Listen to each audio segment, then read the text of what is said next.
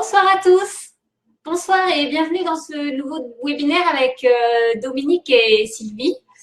Euh, j'ai le grand plaisir de vous accueillir à nouveau en ce début d'année 2020. Les nouveautés de ces derniers jours, je voulais annoncer la création du forum, le forum chromobiologie.superforum.fr. Je vais vous donner le lien dans le chat. L'objectif de ce forum est de vous permettre de communiquer entre vous. Donc, n'hésitez pas à l'utiliser pour poser des questions, pour partager vos ressentis, vos témoignages. Et également, vous avez émis le vœu de vous rencontrer. Donc, n'hésitez pas à utiliser ce forum à ses fins. N'hésitez pas à poster, j'habite à tel endroit, qui est dans mon coin, qui est dans ma région, et ça vous permettra de vous rencontrer.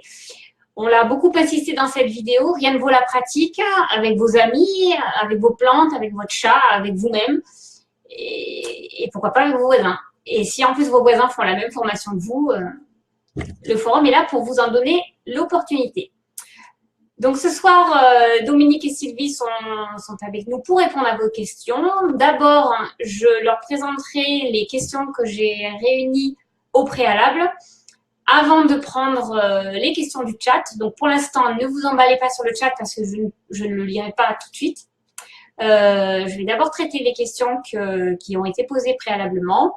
Et je vais d'abord laisser Dominique et Sylvie s'exprimer, vous présenter leurs vœux et vous faire un petit rappel des bases parce que on se rend compte aujourd'hui que certaines personnes sont déjà arrivées au bout de la formation. Il y a des gens plus rapides. Mais finalement, c'est pas la majorité. Il y en a beaucoup qui en sont qu'au début, voire même qui n'ont pas du tout démarré. Donc, je leur ai demandé de commencer par vous faire un petit rappel des bases des traitements énergétiques qui sont présentés dans cette formation. À vous. Bonjour à tous. Bonjour, bonsoir, plutôt, et bonne année en couleur. Voilà, nous sommes contents de vous retrouver. On va se voir plusieurs fois là en webinaire et on va pouvoir comme ça vous suivre. Mais Karine, nous te remercions d'animer cette formation. Ça permet de vous suivre même si on n'est pas en contact direct très souvent. Et je trouve que Karine fait vraiment du très très bon travail.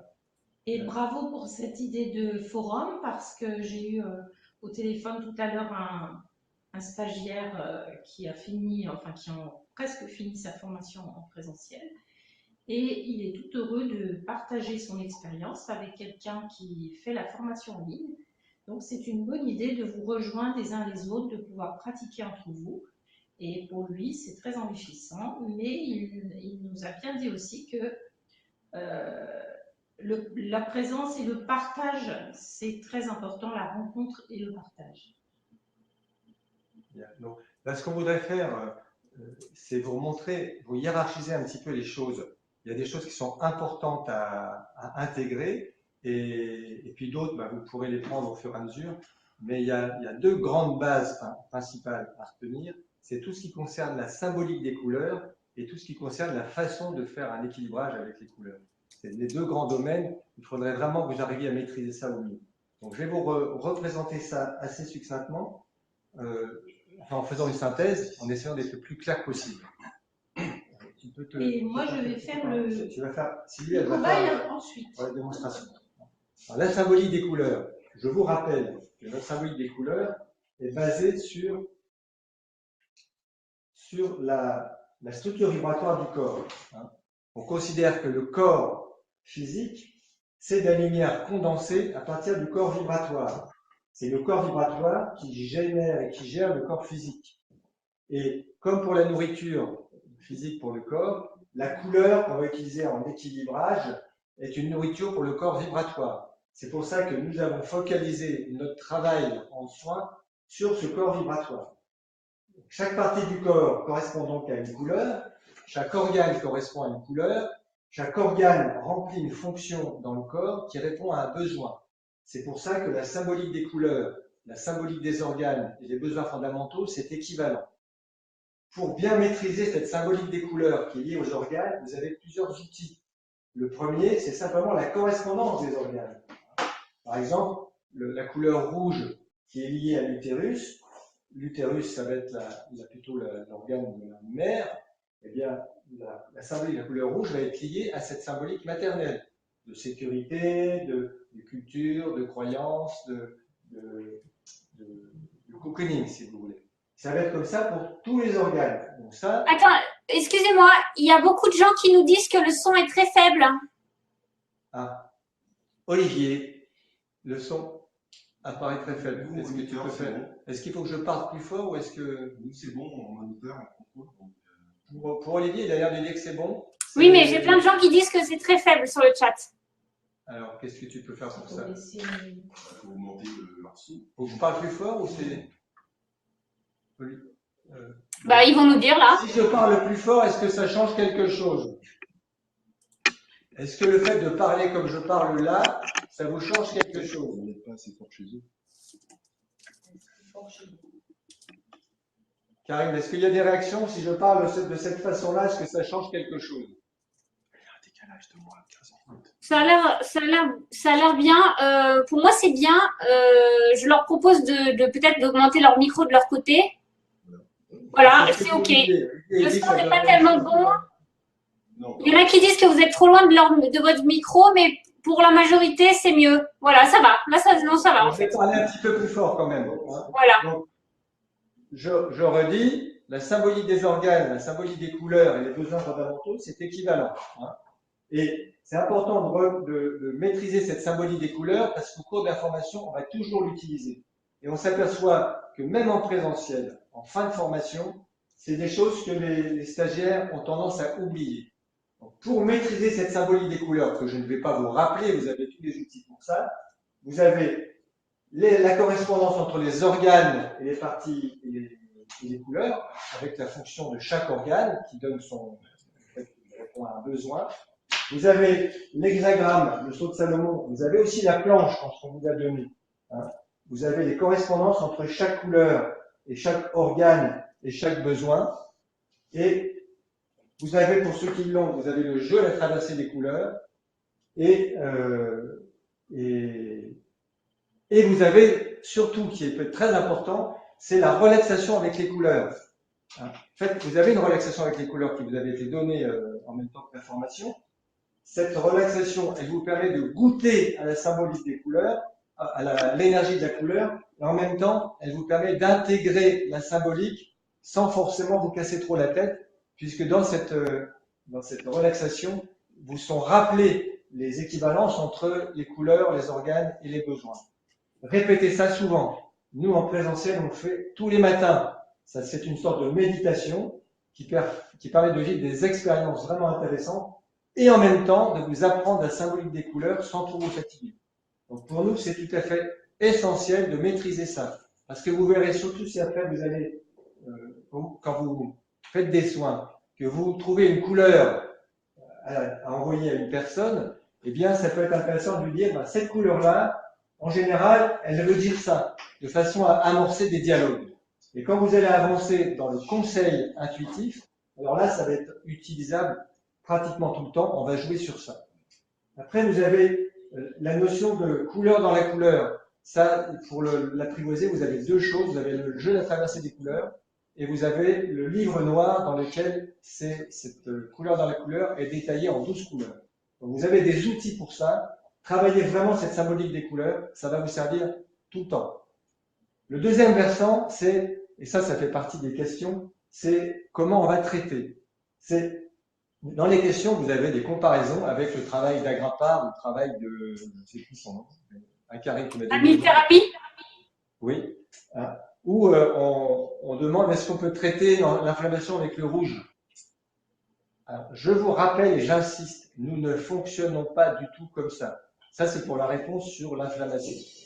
La démarche est une démarche complètement perceptive et intuitive. La démarche, c'est quelle couleur? C'est comme si on se mettait en situation de demander à la personne, mais en s'adressant à la conscience de ces enveloppes, quelle couleur tu veux que je t'envoie, à quel endroit, sur quelle enveloppe, en fonction de là où tu en es, de là où j'en suis et du chemin que nous pouvons parcourir ensemble en ce moment. On ne fait pas du tout de symptomatique et paradoxalement, c'est beaucoup plus précis. Alors, si en faisant ça, vous apercevez que vous avez utilisé du rouge sur une inflammation, Là, vous pouvez dire, oui, il y a une cohérence. Effectivement, souvent, le rouge corrige l'inflammation. Mais ce n'est pas toujours le cas. Le rouge, par exemple, va sûrement corriger une inflammation sur la gorge. Pourquoi? Parce que la gorge, c'est du cyan. Le cyan, c'est la couleur. Si la gorge est en excès d'énergie, comment le corps va neutraliser cet excès d'énergie? Avec du rouge. Donc le rouge va jouer pour calmer cette inflammation. Mais si vous avez une inflammation sur l'utérus, c'est pas du tout dit que ce soit le rouge qui va calmer l'inflammation. Le raisonnement ne vous permet pas d'être aussi précis. Donc, rappelez-vous cette démarche. Quelle couleur tu veux que je t'envoie? À quel endroit? Sur quelle enveloppe? En fonction de là où tu en es, de là où j'en suis et du chemin que nous allons parcourir ensemble tout de suite. On fonctionne en système, en perception intuitive. Le principe de base, je le rappelle, j'insiste beaucoup parce qu'il y a beaucoup de personnes qui ont besoin de l'analytique, qui ont besoin de dire, est-ce que je peux traiter ça avec les couleurs? En fait, on peut tout traiter avec les couleurs, mais on ne traite pas les choses, on ne traite pas les maladies. On traite les personnes. Les personnes, avec les couleurs, on s'aperçoit qu'elles peuvent se guérir de pratiquement n'importe quoi dans un cheminement. C'est pour ça que ce processus-là, qui est très difficile à intégrer, en fait, on retombe très très vite dans le mental analytique, c'est celui-ci sur lequel nous insistons fondamentalement. C'est vraiment la démarche. Quelle couleur, à quel endroit, sur quelle enveloppe, en fonction de là où nous en sommes tous les deux, thérapeutes et patients. Et la démarche, c'est je sens, je fais comme je sens, j'accompagne ce qui se passe et je cherche à comprendre. C'est-à-dire que votre mental, il reste en veilleur pour vérifier qu'on ne fait pas n'importe quoi et que ce que vous faites est en cohérence avec ce que vous êtes. Maintenant, on va faire avec Sylvie une démonstration de la base d'un traitement par les couleurs. Vous avez ici, je vous ai mis les 12 couleurs, soit sous forme de petits cartons avec la complémentaire autour et avec le seau de Salomon triple au milieu, soit avec simplement des filtres transparents. Sylvie, si tu veux bien t'approcher, je vais me mettre, si je me mets comme ça. Moi, j'utilise le pouls. Alors, pour utiliser le pouls, ça c'est une des questions. Il y a plusieurs façons de sentir les choses. La première, la plus simple, c'est celle que vous pouvez développer le plus facilement, c'est la perception à la main. Quand vous approchez la main de l'enveloppe, vous sentez du chaud, du froid, un fourmillement, un frémissement, une différence de sensation à un endroit précis. Et vous l'avez à 3 endroits particuliers. Alors, il y a une question qui dit j'ai exprimé à un moment donné qu'on trouvait ce que l'on cherchait. Qu'est-ce que ça veut dire? Ça veut dire qu'on est comme à la télévision ou à la radio. Il y a plein de structures vibratoires. C'est très complexe. Vous avez l'éthérique, vous avez les échos, vous avez les 3 enveloppes. Dire qu'on trouve ce que l'on cherche, ça veut dire que si je cherche la première enveloppe, normalement, je tombe sur la première enveloppe. Si je cherche la deuxième enveloppe, je tombe sur la deuxième enveloppe.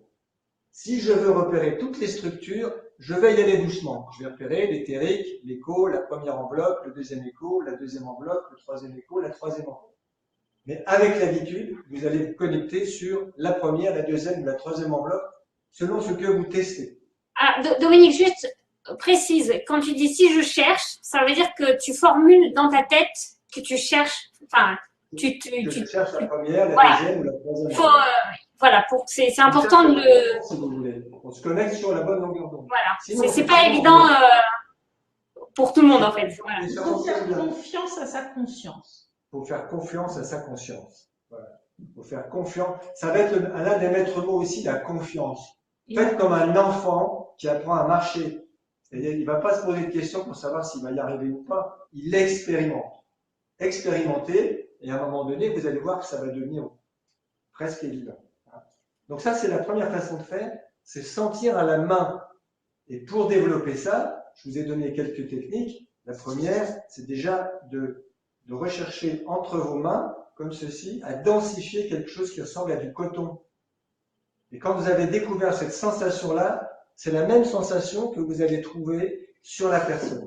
Sur des plantes. Entraînez-vous sur des plantes, comme dit Sylvie. Hein. Entraînez-vous sur les plantes, sur les animaux, sur votre chat, sur votre chien. Hein. Parce que là, toutes les structures sur la planète ont une enveloppe énergétique, c'est développé dans la formation. Donc vous pouvez vous entraîner même si vous n'avez personne chez vous. Hein, sur la plante verte, sur le poisson rouge. Le poisson rouge, c'est plus difficile parce qu'en général, il bouge beaucoup. Bon. Donc, Ça, c'est une façon de faire. La deuxième façon de faire qu'on a développée, c'est la prise du pouls. La prise du pouls, je vous invite à la prendre avec votre pouce. Pourquoi avec votre pouce? Les infirmières vont vous dire, oui, mais il y a une artère là, je peux confondre mon artère, mon battement, avec celui de la personne que je teste. Mais en fait, c'est très bien pour nous, parce que l'information qu'on a sur le pouls de la personne, on l'a aussi sur notre pouls. Vous prenez dans l'axe du pouce, à la face antérieure du poignet. Vous voyez, comme ça. Vous sentez le pouls. Et une fois que vous le sentez, vous le relâchez pour le sentir très légèrement. Et pour percevoir la modification du pouls, vous traversez l'enveloppe rapidement. Et au moment où vous traversez l'enveloppe, il y a une modification instantanée du pouls. L'impression qu'il rebondit, qu'il s'effondre ou qu'il se déplace comme une extrasystole. Donc, si je fais ça rapidement, hop, j'ai juste un rebond au moment où je traverse l'enveloppe. Je vous invite, pour expérimenter ça, à repérer à la main l'enveloppe. Et pour repérer à la main, il faut aller doucement, comme ceci. Une fois que vous avez repéré à la main, vous savez où c'est, à ce moment-là, vous prenez le pouls et vous traversez rapidement l'enveloppe en vous concentrant sur le pouls. Vous ne pouvez pas faire les deux en même temps. Donc, ne cherchez pas à savoir si vous sentez, mais ce que vous sentez. C'est un problème de décodage. Tout le monde est capable de sentir. Alors, ça mettra peut-être un petit peu plus de temps, mais une fois que vous avez repéré à la main, vous vous entraînez, sans chercher à forcer à vous concentrer trop. Vous repérez où est l'enveloppe, vous traversez rapidement en prenant le pouls. Et là, vous avez cette impression de rebond instantané. Ça va très très vite. Dominique, est-ce que Si tu vous allez peux... doucement, vous allez avoir plein d'informations. Pardon.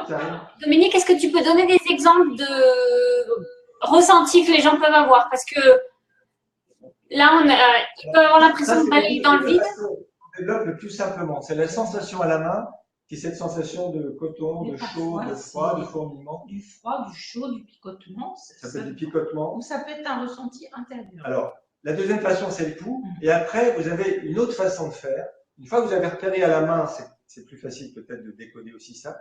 Il y a des gens qui sentent directement quelque part sur leur corps, une espèce de sensation de battement intérieur.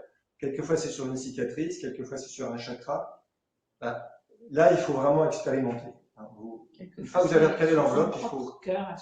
Voilà, ça peut être le cœur, ça peut être... Les femmes, c'est souvent dans le ventre. Les hommes, ça peut être souvent le plexus solaire ou le cœur. Ça peut être le... Moi, je le sens là, dans mon corps. Voilà. Donc, ça, c'est la perception. Donc, entraînez-vous, mais entraînez-vous de façon ludique. Olivier me laisse entendre qu'il ne faut pas que j'aille trop vite, qu'il faut calmer un petit peu. De toute façon, Karine, tu peux prendre des questions au fur et à mesure, puis on y reviendra s'il le faut. Alors, une fois que vous avez senti ces enveloppes, je reviens à la démarche de base. Quelle couleur tu veux que je t'envoie? À quel endroit? Sur quelle enveloppe? En fonction de là où tu en es, de là où j'en suis, du chemin qu'on peut faire ensemble. Donc là, en prenant le pouls, je vais passer la main. Là, je passe la lumière, mais c'est comme si je passais la main. Je reprends le pouls de Sylvie. J'aimerais bien avoir l'image pour voir si je suis bien dessus. Voilà. Donc, vous voyez, là, je montre les couleurs. Je pourrais le faire avec la main, je peux le faire comme ça. Là, je vous le montre pour ne pas me mettre trop devant. C'est bien comme ça. Oui, ça va. Donc, si je prends le pouls de Sylvie en me branchant sur elle, en lui demandant quelle couleur elle veut que je lui fasse, si je fais ça, hop, j'ai un rebond au pouls en regard de cette couleur-là. Là. Toc, toc. Et là, vous voyez, je passe vite. Hein. Toc, toc. Si je passe avec la main, il faudra que j'aille beaucoup plus doucement. Hein, si je veux sentir avec la main, comme ça. Là. Il faudra que je passe doucement. Il faudra que je passe plutôt à ce rythme-là. Et puis, je serai obligé de revenir pour valider quelle est la sensation. Alors, vous avez des personnes qui voient une luminosité différente. Et en regardant toutes les couleurs, on est attiré par une couleur qui est plus lumineuse. Ça fonctionne aussi comme ça. De toute façon, même si vous vous trompez de couleur, c'est pas très grave, parce que vous allez prendre la couleur correspondante. Je vais prendre celle-là. Vous allez chercher, soit avec le pouls, soit avec la main. Là, je vous montre avec la lampe. Ça peut être avec la main. Ça peut être directement sur Sylvie. Vous voyez, comme ça. Bon. Moi, j'aime bien prendre le pouls parce que ça va vite. Donc, je cherche à quel endroit. Vous avez une planche comme celle-ci, hein, dans vos documents. en petit modèle. Là, ici, c'est aussi facile de le faire là que de le faire sur Sydney. Mais sur votre petite planche, on balaye plus facilement parce que c'est une plus petite surface. Donc, je cherche à quel endroit qui mettrait où que Sylvie. Regardez, Sylvie, elle le sort directement. Avec son pouls. Voilà, on est par là. Voilà, on est par là. Donc, je prends ces poules et je cherche la même chose sur quelle enveloppe. Ouais, c'est ça. Je cherche sur quelle enveloppe, donc toujours avec la main ou avec le pouls, ou avec la sensation directe. Vous voyez, Sylvie, elle fait ça. Donc, directement, elle le sent. Tu le sens au doigt, tu le sens là, toi. Non, mais tu le sens comment? Toi, tu le sens là. Chakra. Et ça va vraiment être chacun qui peut décider, qui peut le sentir. Sur la première enveloppe. Bon, ben, moi, j'ai parlé.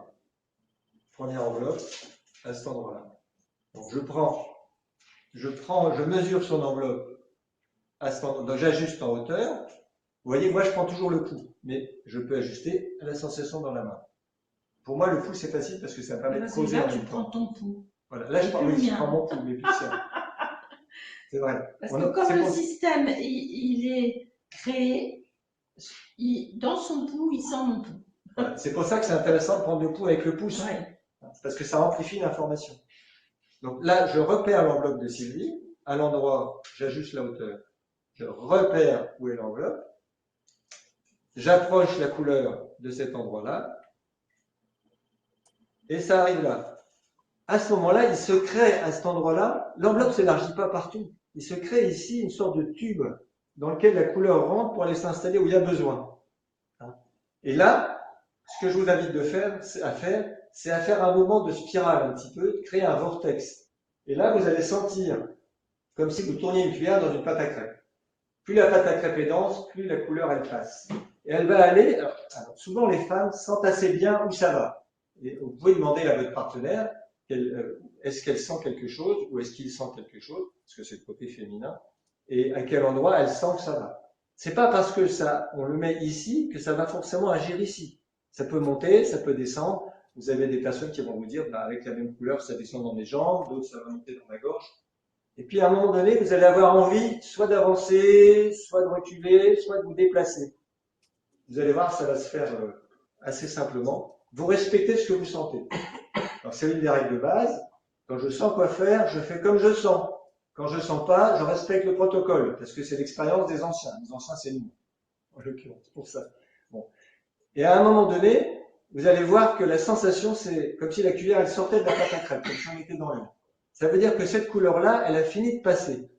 Si vous voulez vérifier, vous remesurez l'enveloppe, cet endroit-là, vous réapprochez la couleur. Si vous avez fini, l'enveloppe ne s'élargit plus à cet endroit-là avec la couleur. Et on peut chercher une autre couleur. Il y a peut-être des questions, là, maintenant. Est-ce que ça vous paraît plus clair? Alors, je vais faire un résumé parce que ça va très très vite. Les couleurs ont toute une symbolique. Il y a les relaxations pour les apprendre. Au niveau des traitements énergétiques, le protocole permet de chercher de quelle couleur la personne a besoin. Au ressenti, on cherche la couleur. Avec la mandorle, on cherche l'endroit, à savoir horizontalement et verticalement, pour faire simple. Donc, entre les pieds et la tête, à quel endroit du corps, et ensuite, la distance, à quelle enveloppe. Ça, c'est le ressenti. Pour ce faire, on peut utiliser soit le pouls, le nôtre ou celui de la personne. Comme on est en synergie et qu'on traite le système, dans les deux cas, on ressentira la différence. Et ça permettra d'identifier ou la couleur ou l'enveloppe. Tout dépend de ce à quoi on pense. Il faut vraiment s'interroger et dire, je cherche la bonne couleur pour cette personne, de quelle couleur elle a besoin, à quelle enveloppe, à quel endroit. L'intention est vraiment primordiale. Maintenant, il y a beaucoup de gens qui pêchent avec le pouls, enfin qui pêchent, pardon, qui galèrent, quoi, qui ont du mal avec le pouls et qui du coup se sentent vraiment bloqués. Donc, tu as indiqué que si avec le pouls ça ne marchait pas, on peut utiliser un ressenti dans la main, dans le corps, mais il y a vraiment des gens qui bloquent sur le pouls. Alors ne bloquez pas, lâchez prise sur ça, développez avec les autres sensations et puis de temps en temps vous réessayez avec le pouls. Mais essayez sans vous concentrer, juste en étant présent à ce qui se passe. Et donc, une fois qu'on a trouvé l'endroit, l'enveloppe et la couleur, on crée un vortex pour que ça crée un espèce de tube, ça facilite l'impact de la couleur. La couleur rentre. Donc là, c'est comme envoyer de l'énergie dans le corps énergétique de la personne. Et une fois que c'est terminé, la sensation de touiller dans la pâte à crêpes disparaît. Et on peut du coup passer à une autre couleur et on va s'arrêter quand la couleur aura fini de passer. Alors vous avez vu que là j'ai utilisé ces papiers de couleur. Hein. L'intérêt c'est qu'il y a le complémentaire autour, il y a l'hexagramme qui fait déjà un mouvement de spirale, mais on a aussi ces filtres translucides. Ils font aussi un travail intéressant. Hein. Vous voyez, voilà. On a pareil les 12 couleurs. Ça, et vous voyez, vous pouvez aussi vous les faire vous-même. Hein. Vous pouvez découper des cartons dans des papiers journaux, vous pouvez faire des peintures sur soie, tout ça, vous pouvez aussi. On fait avec 12 couleurs principales, mais vous pouvez en faire avec plus de couleurs si vous voulez, ou moins, puisque les chakras, les Indiens, ils ont 7 chakras. Donc je vous rappelle, on a mis 12 couleurs pour être en cohérence avec l'hexagramme de Chaude Salomon, que je vous ai montré là, la planche qui est là. Parce que ça représente les 3 couleurs fondamentales lumière, les 3 couleurs fondamentales matière et les intermédiaires. Donc on a fait une synthèse entre les deux. Voilà, je pense que là vous retrouvez les bases de la façon de travailler. Est-ce qu'il y a des questions autour de ça? Alors oui, il y a des questions autour de ça. Une des premières que je m'étais notée, c'est est-ce qu'on peut utiliser les enveloppes pour répondre par oui ou non? Parce que c'est indiqué dans un des fascicules de la formation. Les enveloppes répondent est-ce que c'est bon pour nous ou pas, mais peuvent aussi répondre oui non. Est-ce que réellement on peut faire ça? Bah, les enveloppes, elles sont plutôt faites pour quantifier l'information. Est-ce que c'est c'est-à-dire, très si bon? quelque chose est bon, c'est énergie, si c'est pas bon. Voilà. Alors le oui-non, à ce moment-là, vous savez, avec la perception intuitive, vous mettez oui-non sur un papier, puis vous balayez avec la main ou avec le pouls, puis vous avez la même sensation que sur les enveloppes. Hein. C'est-à-dire que si vraiment vous voulez une réponse oui-non, mais en même temps, je réponds à l'une des questions qui est importante, c'est quoi l'objectivité? On est effectivement très influencé par notre émotionnel et notre affectif. Hein. L'objectivité n'existe pas chez l'être humain. On l'a montré avec les tests d'écoute. On ne peut pas être objectif, ça fait partie de notre caractéristique d'être humain, de ne pas être objectif. C'est pour ça que quand vous traitez quelqu'un, soyez toujours dans l'attitude, ma perception est la suivante, et non pas c'est comme ça.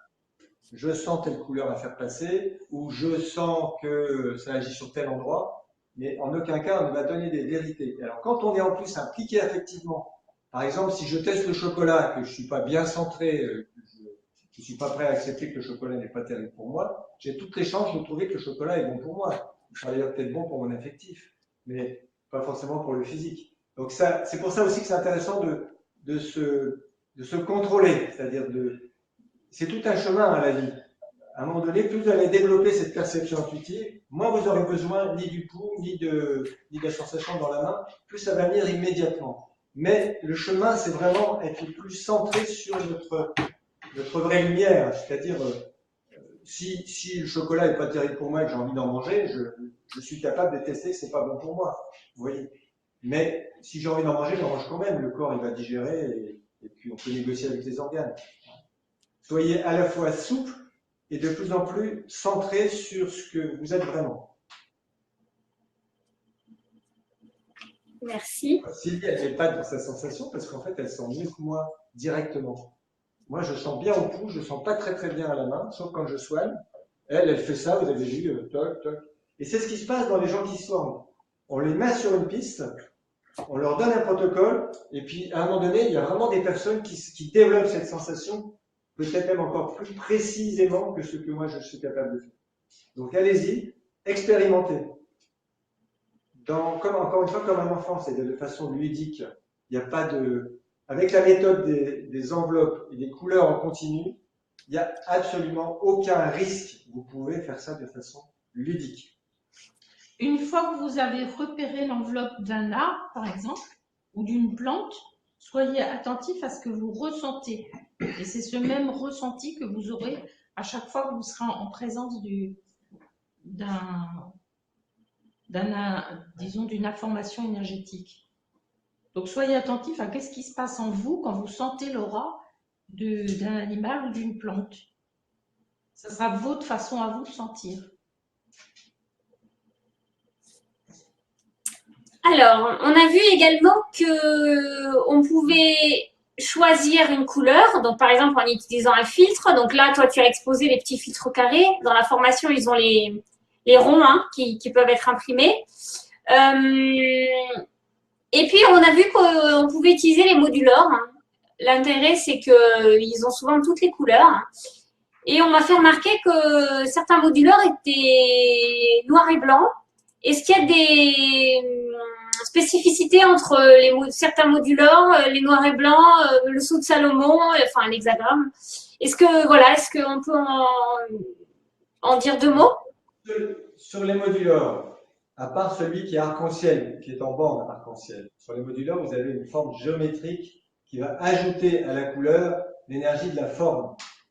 Et la forme elle-même a déjà une action. Donc, les moduleurs noirs et blancs, ça vous permet deux choses. Soit d'utiliser essentiellement l'énergie de la forme, soit de les mettre derrière un filtre de couleur. À ce moment-là, vous allez associer la forme la forme d'onde à l'énergie de la couleur. Vous les superposez en fait. Hein? Et si vous avez un filtre transparent, vous mettez le moduleur noir et blanc derrière et vous avez les deux associés. C'est clair? Hein? Oui, je suis en train de regarder en même temps le chat. Claude, je suis vraiment désolée. On s'appellera parce que je ne comprends vraiment pas la question. Je regarderai la vidéo, hein, mais là, je ne comprends pas. C'est juste par rapport au chat, Dominique. On me demande la différence entre quoi? Les carrés et les diapositives. Entre les carrés et les ronds? Mais ouais. Les diapositives, ça n'a pas d'importance. Hein. Les couleurs, oui. que ce soit du papier, du carton, de la soie, des transparents, la couleur, elle rayonne d'une énergie lumineuse. Même si c'est du papier, c'est la couleur, on peut dire que c'est le papier, c'est coloré en couleur matière, mais la couleur qui émet du papier, c'est la couleur lumière. Donc c'est toujours de la lumière qui rayonne. Ce que notre œil perçoit, ce que la structure perçoit, c'est toujours de la couleur lumière.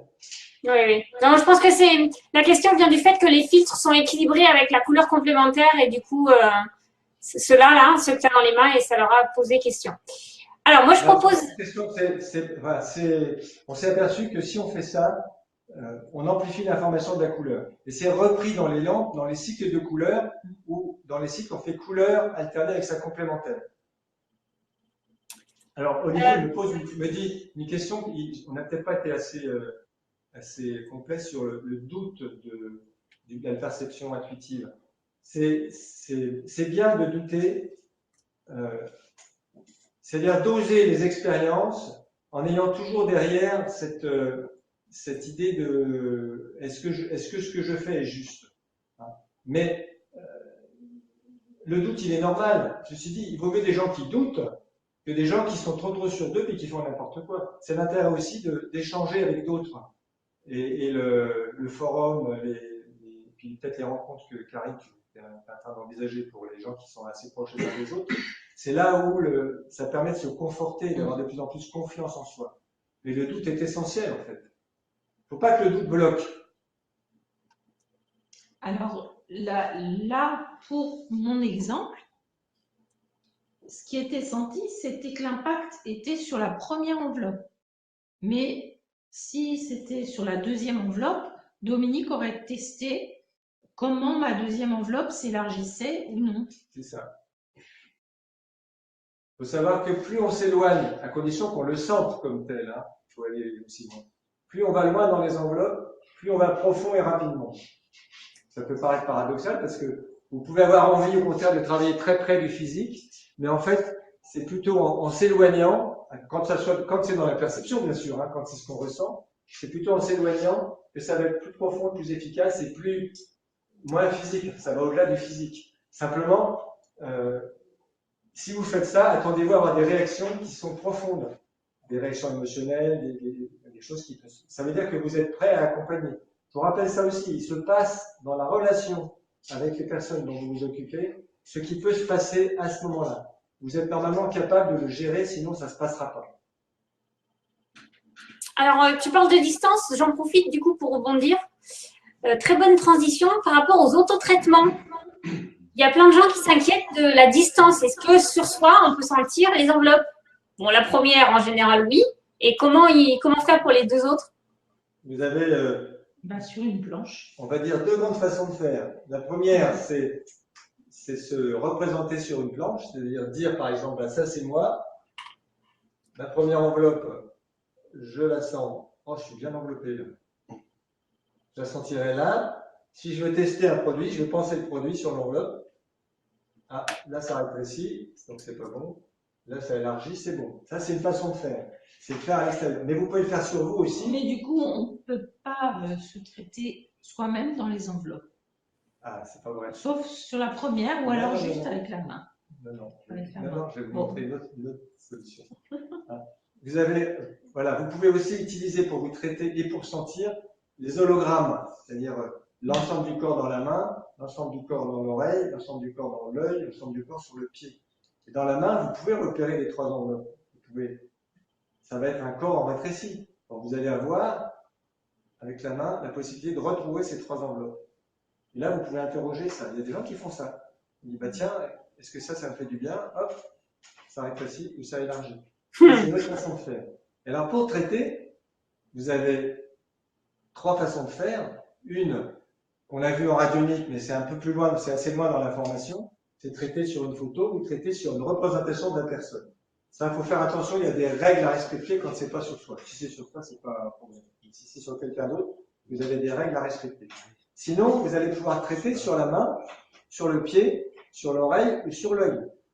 Alors, donc là, ça permet d'aller effectivement assez loin dans les enveloppes. Mais il y a une autre façon de traiter directement sur l'ensemble du corps dans les trois enveloppes. C'est plus net avec les lampes. Et si vous voulez, si j'utilise une lampe, admettons, j'ai cette lampe-là, hein, si je me traite comme ça, là, vous voyez que la lampe, elle se projette sur Sylvie. C'est pas pour la traiter elle, mais si je fais ça en partant de moi, on ne voit plus. Là, en fait, si elle n'est pas là, Sylvie, je vous montre juste pour la lumière. Mais non, c'est parce que sinon il ne voit pas la lumière.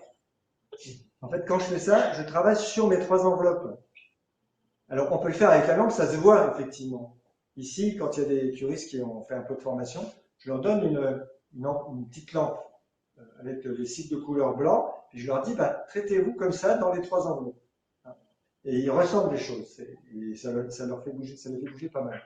Mais rien ne vous empêche de le faire avec un filtre de couleur. Je vous signale que ces couleurs-là, ça marche dans les deux sens. Hein. Ce qui va jouer beaucoup, c'est l'intention. Soit je traite Sylvie dans ce sens-là, soit je la traite comme ça, disant ben, je veux travailler sur la troisième enveloppe, je vais la chercher, mais comme c'est trop loin, je peux travailler comme ça. Et je peux travailler sur moi comme ça. Ah, astuce. Ça, c'est l'expérience hein, qui rentre. À un moment donné, j'ai osé le faire et ça fonctionne très très bien. Alors ceux qui ont une lampe, je pense qu'il y en a qui ont déjà une lampe dans les formations, ben, vous faites comme je vous ai montré. Hop, comme ça, vous travaillez dans les trois enveloppes.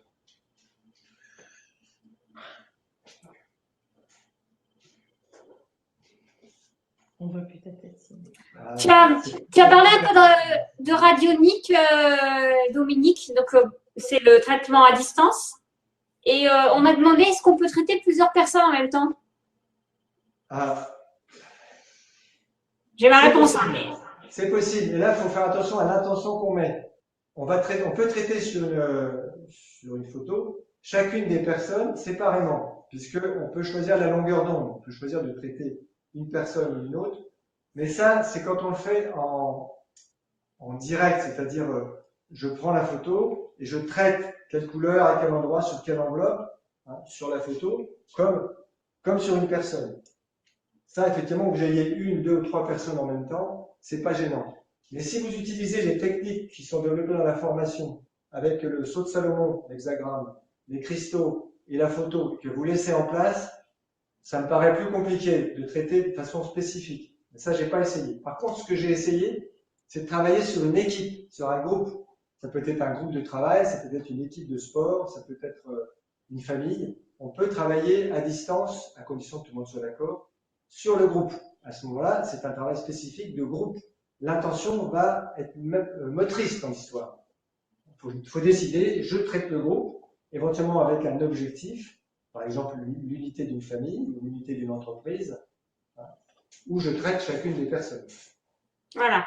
Donc, s'il y a plusieurs personnes sur la photo, en fait, il faut quand même se focaliser ou sur l'une ou sur l'autre pour faire que le soin soit spécifique. Si je laisse en traitement, moi, sur un hexagramme avec un cristal, je découpe la photo. Je prends chaque personne séparément. Là, c'est comme ça que je fais. Mais quand on traite directement à la main, quelle couleur, à quel endroit, sur quelle enveloppe, là, c'est différent. À ce moment-là, on laisse pas, on arrête le traitement quand on l'a fini. Et concernant l'auto-traitement, je reviens légèrement en arrière parce que j'ai zappé une question que j'avais préparée. Comment faire pour se centrer, pour que nos émotions ne nous influencent pas? Alors, déjà, il y a à respirer tranquillement. Ensuite, il y a la connexion, je vous ai expliqué, connexion tertielle, chakra du cœur, vous rayonnez de cette lumière. Parce que le fait de recevoir cette lumière par le haut et par le bas, ça permet de vous recentrer. C'est pas mal, si ça vous dégage de vos miasmes énergétiques. Mais ça, c'est quand même vraiment un cheminement. C'est pas, ça, on n'y arrive pas forcément toujours. Hein. C'est sûr que si vous êtes disputé avec votre conjoint, très fort, c'est pas très facile de se mettre en relation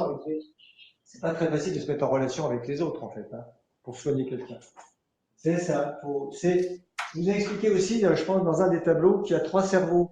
Vous avez le cerveau reptilien, qui est l'instinctif. Vous avez le cerveau limbique, qui est plutôt l'émotionnel, et le cerveau mental intuitif, mental analytique. Et en fait, le système nerveux envoie des informations toujours partout dans le cerveau. C'est-à-dire quand vous avez une information qui arrive à l'instinctif, elle est distribuée aussi à l'intuitif et à l'analytique. Quand elle est sur l'émotionnel, elle est distribuée aussi sur l'instinctif et sur l'analytique et l'intuitif. Ça veut dire qu'il faut apprendre à gérer tout ça. C'est-à-dire, j'ai faim, je mangerai tout à l'heure, hein, on mangera tout à l'heure, un peu plus tard que d'habitude, mais ça ne m'empêche pas de vous parler. Hein. Si je me suis disputé avec quelqu'un, je vais régler le problème à l'intérieur, je vais essayer de voir ce que je vais pouvoir faire pour arranger les choses. Et là, je suis en train de parler, je parle. Je ne suis pas disputé là, ça va. Mais si j'ai garé ma voiture à un endroit où il ne faut pas, de toute façon, si je ne peux pas aller la déplacer, s'il y a une contravention, il faudra que je l'assume. Ou alors, je la mets dans une bulle de lumière, par exemple. Ça peut aussi éviter la contravention. Tout ça, il faut gérer l'ensemble. Sinon, si vous avez peur, vous allez mal sentir les choses, mais vous allez aussi mal raisonner. Si vous avez faim et que vous n'êtes pas capable de gérer un peu de faim, vous allez aussi mal sentir et mal raisonner. À l'inverse, si vous avez trop mangé, c'est pareil. Hein. On voit bien les gens en stage qui sont allés au restaurant. Maintenant, je leur dis, mangez léger. Mais s'ils ont trop mangé, ils sentent beaucoup moins. Donc, tout ça, il faut gérer vraiment le reptilien, donc l'instinctif, l'émotionnel, l'analytique et l'intuitif. C'est ça, être humain. Le sommet de l'être humain étant dans l'intuitif. Alors, moi, je voudrais juste rebondir sur l'auto-questionnement. Parce que, en fait, nous, à la maison, on utilise souvent les questions. Enfin, on fait des tests en 2 points, mais ça, on le verra plus tard. Mais ça revient à interroger ces enveloppes. Et souvent, quand c'est des questions qui nous concernent, c'est difficile d'être objectif. Parce que on a une a priori sur la question et du coup, c'est difficile. Et donc, nous, l'astuce qu'on a trouvée, c'est que on utilise des petits cartons. Donc, c'est des post-it, hein, sur lesquels on a numéroté 1, 2, 3. Et sur une feuille, on met scénario 1. Je vous donne un exemple. Là, je veux faire garder mon fils. Scénario 1, je le mets à la crèche. Scénario 2, je trouve une assistante maternelle. Scénario 3, je fais venir une nounou chez moi. Et en fait, après, je mélange les cartons. Et sans regarder, j'interroge mon enveloppe pour savoir si c'est le scénario de ce carton de ce carton ou de ce carton qui ressort. Et après, je retourne et je regarde le numéro. Et en fait, j'appelle ça la méthode à l'aveugle. Avec mon mari, c'est notre juge de paix. Hein. Et ça marche très, très bien. En plus, vous êtes deux, vous. Oui, bah, c'est lui qui mélange. Tous les deux avec Claire. Donc, Oui. vous pouvez aussi vous valider. Avec Sylvie, on fait ça. On n'est pas toujours d'accord, mais c'est aussi une méthode qui est intéressante. Et ben, nous, ce qu'on fait, c'est qu'on interroge tous les deux les questions sur les cartons en les ayant mélangés et puis sans regarder. En général, on est hyper alignés, on a les mêmes réponses. Et du coup, ça nous permet de rapidement nous mettre d'accord sans réfléchir 1000 ans. C'est notre juge de paix. C'est une excellente idée, Karine, ça. Donc voilà. C'est une façon de développer votre perception intuitive, c'est de jouer avec ça. Par exemple, d'avoir des cartons comme ça mélangés sur lesquels vous recherchez, par exemple, le numéro 3 si vous avez 10 numéros sur le carton. Vous pouvez vous entraîner à ça. Est-ce que je suis capable de retrouver à l'intuition le bon numéro? Ah oui, on fait ça, nous. Est-ce que la carte est verte ou est rouge ou noire sur les jeux de… Voilà. C'est pas toujours évident. Ah non, c'est pas toujours évident. Dans le chat, on me demande est-ce que tu peux remontrer le traitement des couches éloignées avec le faisceau vers l'extérieur. Hein. Est-ce que tu peux remontrer comment on traite les enveloppes quand elles sont éloignées en mettant le faisceau vers l'extérieur? La petite lampe qui est à l'entrée là. Je vais vous montrer carrément avec une lampe de traitement. Là, je peux le faire avec un filtre. Regardez, je cherche avec mon pouls une couleur qui peut me faire du bien. Hop, je tombe sur le jaune, ça comme par hasard. Je cherche à quel endroit. Là, c'est plutôt au niveau, à cet endroit-là. Alors, je prends toujours mon pouls là. Je cherche auquel enveloppe. Voilà, c'est sur la première. Bon. Eh bien, si c'est simplement un filtre comme ça, je vais ajuster. Vous voyez, si je suis comme ça, je suis assez près. J'ajuste juste la hauteur. Et puis, bah, je cherche comme ça. Vous voyez, toujours comme ça. J'ajuste comme ça. Mon intention, c'est que ça aille là-bas. Et puis, je fais comme ça. C'est sûr que mon enveloppe, si elle n'est pas très loin, voilà, elle est déjà pas mal loin. Je pourrais faire comme ça. Et en fait, ça peut être plus facile de faire comme ça. Et je vais vous montrer avec la lampe. C'est plus facile de le voir avec la lampe. Ça dépend beaucoup de l'intention. Sylvie, elle est partie courir chercher. J'espère qu'elle ne va pas tomber dans l'escalier. Il n'y a pas d'escalier. Il y a du suspense. Il y a du suspense. Là, voilà. Là, voilà, Sylvie. Ça. C'est le fait que tu fasses en face ou retourner. Oui, c'est ça. C'est ça. C'est ça que je vais vous montrer. Merci. Je prends ça. On allume là. Je cherche le jaune puisque c'est le jaune que j'ai trouvé. Le jaune, c'est 5. Voilà, j'ai du jaune. Eh bien, je prends toujours mon pouls.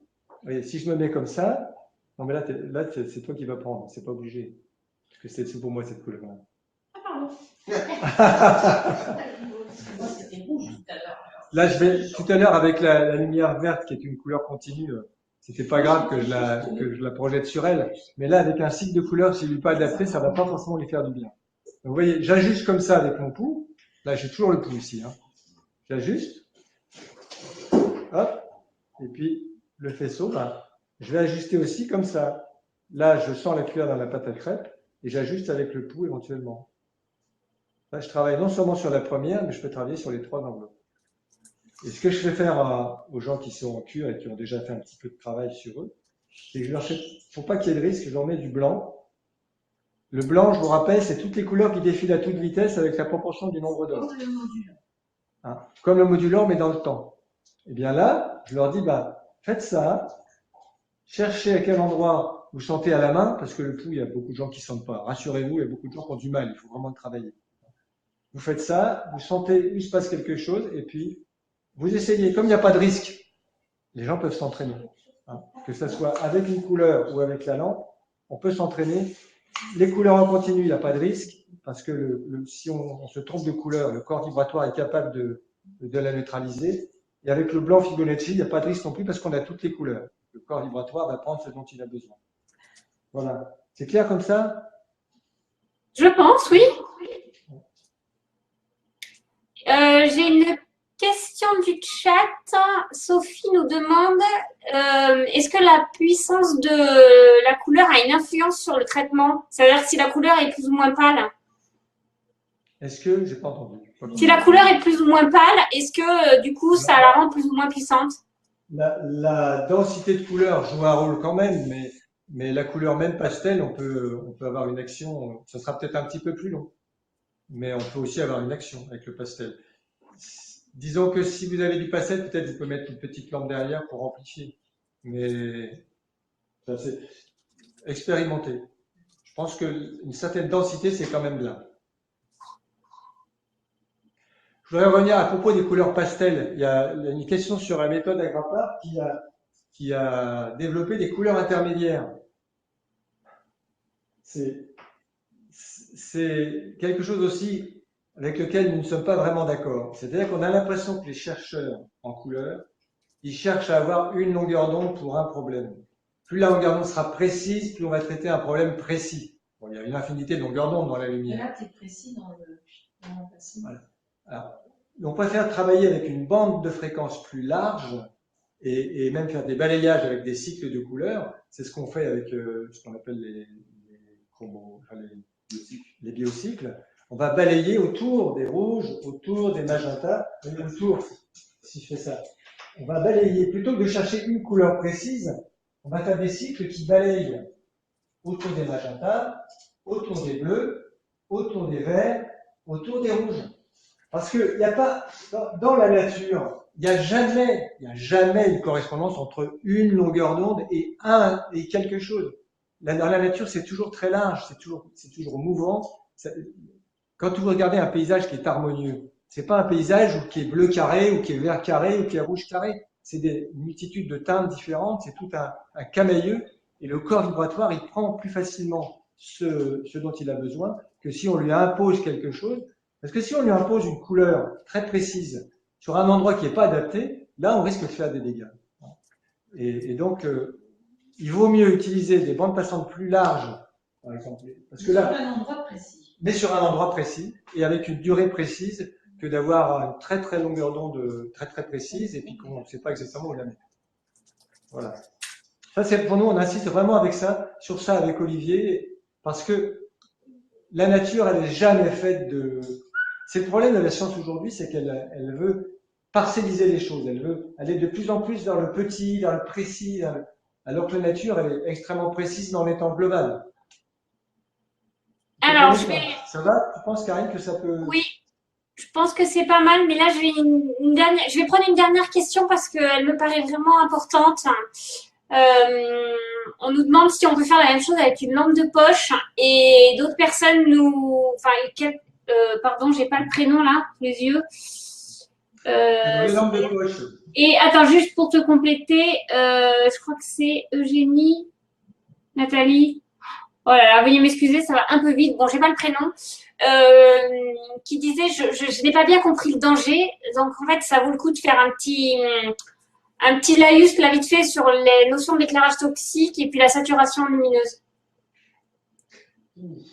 J'ai pas compris très bien les questions. En fait, il y a une question qui dit, est-ce que je peux faire la même chose avec une lampe de poche? Et une autre personne qui dit, je n'ai pas bien compris le danger. Parce qu'on dit souvent, vous ne risquez rien. Le danger de quoi? Ben, tu dis souvent, avec ces cartons, avec ces fils, vous ne risquez rien. Bon, alors, la lampe de poche. Le problème des lampes de poche, c'est que si vous avez des lampes de poche très bon marché, qui sont faites, qui donnent du blanc avec du bleu et du jaune superposés, je pense que Élie, tu vas pas me contredire, ben, le blanc, il est fait avec du bleu et du jaune, qui sont deux couleurs complémentaires, mais d'une part, elles sont pas forcément juste l'une sur l'autre, et donc vous pouvez avoir une dominante de bleu qui va venir perturber l'ensemble, et ensuite, ben, vous n'aurez que les couleurs qui vont passer, ça ne sera que du bleu et du jaune, puisque c'est les seules qui sont émises par la lampe Sauf s'il y a un éclairage ambiant qui, lui, va compléter. Donc, vous n'avez pas avantage à utiliser ces lampes de poche-là. Après, il faudrait pouvoir vérifier ça, c'est plutôt un peu le boulot d'Olivier, de vérifier les bandes passantes de ces lampes de poche. C'est le même problème, d'ailleurs, avec le mixage phosphénique. Si on utilise des LED comme ça, bah, on va avoir un message photonique qui ne va pas être bien équilibré. Si c'est le problème des lampes avec levier d'énergie, c'est le problème des projecteurs pour les voitures, il faut faire très attention à la bande passante. Si vous avez un éclairage qui a une bande passante assez large, qui balaye à peu près toutes les couleurs, ça va. Le total des couleurs mélangées, ça fait du blanc. Là, vous pouvez mettre derrière un filtre. Sinon, soyez prudent. Soyez prudent. Alors, les risques, ils sont où? Les risques de... Quand on a une bande de fréquence qui a une certaine largeur et que c'est du continu, c'est-à-dire qu'il n'y a pas de cycle de couleur, le corps vibratoire est capable de prendre ce dont il a besoin s'il en a besoin, on le voit avec le phosphène, et puis de neutraliser s'il n'en a pas besoin. Si vous faites un phosphène, c'est-à-dire que si vous fixez un carré comme celui-ci, par exemple, et vous le mettez sur une page blanche, vous le fixez pendant 30 secondes, et ensuite vous le retirez, le carré. Vous voyez apparaître une couleur pastel, fugace, qui est normalement la couleur complémentaire de cette couleur-là. Et la couleur complémentaire va apparaître d'autant plus vite que vous êtes en excès de la couleur que vous regardez. Donc le cerveau a la capacité de neutraliser la couleur dont il n'a pas besoin par sa complémentaire. Et ça, c'est vrai pour l'ensemble du corps vibratoire. Ce que l'œil est capable de faire, le corps vibratoire est capable de le faire. Par contre, si vous connaissez très bien l'acupuncture, vous connaissez très bien les points de commande des méridiens, et vous vous dites dans votre tête, tiens, je vais envoyer telle couleur sur tel point du foie parce que je crois avoir compris que ce point du foie va décongestionner avec cette couleur-là, et que vous vous trompez, si vous insistez sur un point de commande que vous connaissez bien, vous pouvez faire des dégâts. Et j'ai eu le cas d'un monsieur qui est venu, il a été passé par un thérapeute qui fonctionnait comme ça, qui avait cru comprendre qu'il fallait une couleur sur le foie, sur un point bien précis du foie. Il a fait une séance tous les jours pendant 15 jours, 3 semaines, je crois. Eh bien, le monsieur en question s'est retrouvé en déshydratation. Il s'est retrouvé, et puis à l'hôpital, ils n'ont rien trouvé parce qu'ils ne savaient pas d'où ça venait. Il s'est retrouvé en déshydratation, alors qu'avec la méthode qu'on a, et puis le thérapeute est incapable de savoir ce qu'il fallait faire, puisque à part le raisonnement, c'est pas évident. Et avec la méthode, quelle couleur, à quel endroit, sur quelle enveloppe, on lui a réglé le problème en 2 jours. Ça a été beaucoup mieux, très très vite. Ça, c'était un exemple, et j'en ai eu d'autres du même style. Donc, les couleurs en continu comme ça, il n'y a pas de risque avec notre protocole. Le risque, c'est qu'il ne se passe rien. Mais vous aurez des cadeaux de l'univers qui vous aideront à avancer. Par contre, ceux qui utilisent les lampes, dès qu'on fait un cycle de couleurs, on monte en fréquence avec le respect du nombre d'or, là on est beaucoup plus incisif. C'est pour ça qu'aujourd'hui, les lampes que je vous ai montrées là tout à l'heure, la lampe que j'ai utilisée pour vous montrer la traité à l'extérieur, on ne les propose maintenant vraiment qu'à des gens qui font une formation, parce que là on prend des risques. Le corps vibratoire ne peut pas se protéger de ces cycles de couleurs-là.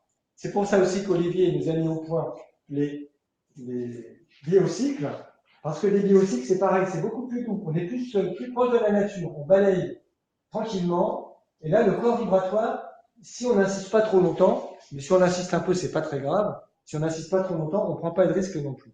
C'est pour ça que les lampes qu'on met à disposition de tout le monde, ce sont des lampes biocycles. Les lampes de ceux qui font la formation, là, ils peuvent aller beaucoup plus loin avec ce type de matériel que j'ai utilisé tout à l'heure. Est-ce que c'est plus clair pour les risques? Je pense, oui. Je pense, eh bien, il est 19h58, donc je pense que c'est l'occasion de passer à la conclusion. Pour ma part, j'ai 2 dates à vous donner. La première, c'est que le prochain webinaire aura lieu le 20 février. Je le rappellerai, hein, mais je vous donne déjà la date. La deuxième, c'est, vous avez dû recevoir un mail de ma part concernant le 25 avril. Donc, il s'agit de la journée de validation des acquis. Je vous invite à me contacter au préalable pour avoir des informations parce que je voudrais pas que vous fassiez le chemin pour rien. Notre objectif est de valider votre apprentissage. Donc, ce serait dommage de venir si vous en êtes qu'au début de la formation. Le programme n'a pas encore été établi, mais je le communiquerai dès que possible. La journée de validation? Oui. Moi, déjà, on n'a pas vraiment établi formellement, mais il y aura quelque chose autour de la symbolique des couleurs pour valider que vous êtes vraiment bien au courant de ça, que ça fonctionne bien, que vous maîtrisez bien. Et puis, on vous fera faire des exercices d'équilibrage énergétique avec les couleurs, de façon à voir tout ce que vous avez intégré. Après, en fonction de là où chacun en sera, on verra jusqu'où on peut aller. Mais déjà, il faut vraiment que vous maîtrisiez ça pour que ça vaille la peine de venir en validation. Ouais, et selon le niveau du groupe, moi j'aimerais bien faire quelques conseils intuitifs, mais bon, ça c'est vraiment bonus. Mais ça, après, en fonction du groupe, on ira jusqu'où ils sont prêts à aller, bien sûr. Eh bien, on va leur dire au revoir. Dominique, je te laisse conclure. Moi, j'ai encore été ravie de cette session. Merci à tous les deux. Merci à Olivier, à la technique qui nous permet d'avoir de si belles images et qui m'aide, qui œuvre avec moi sur le chat parce que c'est pas vraiment évident de suivre la conversation, le chat, les questions, les réponses et de se concentrer. Donc voilà, je suis désolée si j'ai pas répondu à tout le monde, mais n'hésitez pas, je suis toujours disponible à l'adresse email formation@iics.institute. À bientôt.